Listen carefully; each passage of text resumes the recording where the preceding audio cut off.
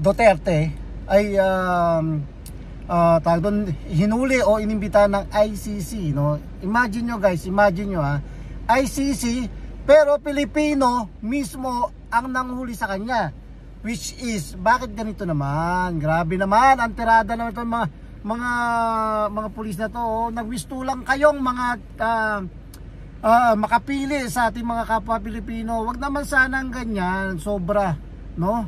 Sobra yung ginagawa nyo sa kababayan natin Nagmimisto lang tayo katawa-tawa sa mga tao na hindi nyo inaalintana, no, na dating Pangulong Duterte na ngayon nakita nyo naman guys, halos hindi na nga makalakad yung Pangulo natin, dating Pangulo natin. Ipapahuli nyo pa, 'di ba? Napakawalang niya nyo naman, 'di ba? Sa akin lang ilagay natin sa ayos at ito ba naman palagay nyo ba naman makakagawa pa si dating Pangulong Duterte ng mga ganyang issue? Ay nako, sino ba may pakanana ito? Syempre alam natin, no, dumarami na nga yung addict sa Pilipinas, no, dinadagdagan pa ng Pangulo natin, no. Ang tama naman ginagawa ni dating Pangulong Duterte, no? Sabi nga ni Duterte, no, ginawa ko lang ang tama, which is tama naman, nabawasan ang addict. Ngayon, nadagdagan ang addict sa Pilipinas. Grabe, grabe po, ang dami ng addict sa Pilipinas, nagkalat. Ngayon, hindi na nila kayang sugpuin. Dahil bakit? Ultimo kasi mismo yung namumuno natin, yun ang addict yata. Sabagay, hindi mo masasabi sa itsura pa lang no. So although kinampanya ka namin dati, ngayon kakaiba na, no? Iba tong ginagawa mo. Sana wag ganoon. Ang lupit ng pagpapakanamot, yung mga kapulisan natin, alam niyo namang mali, 'di ba? Bakit susunod kayo sa superior niyo? Ngayon, yung pagkakahuli ngayon kay Duterte ngayon, isang malaking dagok para sa nakaupong pangulo ngayon, no? Ito, hinayaan mong yung mga Pilipinong natutulog ngayon magsisialsahan yan dahil sa ginawa mo. Alam mo naman si Duterte, maraming nagmamahal dyan, no? Maraming nagmamahal dyan. This is the second time na Marcos na umupo, which is mali pala, diba? Dapat wala nang Marcos na umuupo.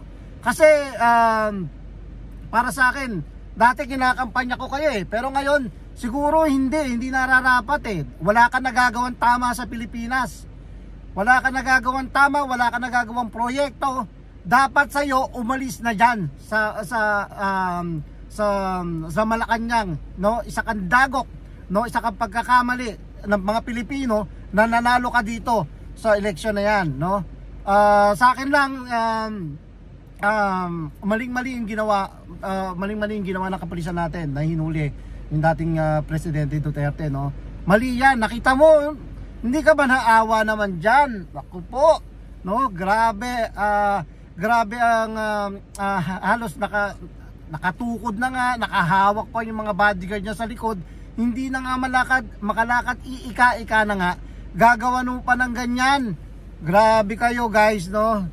Sana naman kaya nga no, ang mga Pilipino, so bumabalik tayo sa mga Hapon, no? Sa mga Hapones o mga Hapon na nagtuturo, no, yung kapwa Pilipino niya mailigtas lang o gumanda lang yung ano niya, no? Maling-mali ang ginagawa nyo. Sana wag na nating ibalik yung makapili, no? Lumang istorya na yan ngayon binabalik nyo pa. Sana naman ayusin nyo na, di ba? Huwag na kayo masyado makapili, kawawa yung mga taong bayan. Tulungan nyo, magtulungan kayo, hindi ganyan. Ngayon, so sa mga hintayin natin yung reaksyon ng mga tao sa inyo, no? Ako tinitingnan ko lang, no? So maling-mali yung ginawa ng mga kapulisan natin. At kung may mga comment po kayo guys, at sundan nyo yung ating video, no? Alexander Manigbas, please like, share and comment lang dito sa baba at syempre i-share nyo, no, para sa ating video.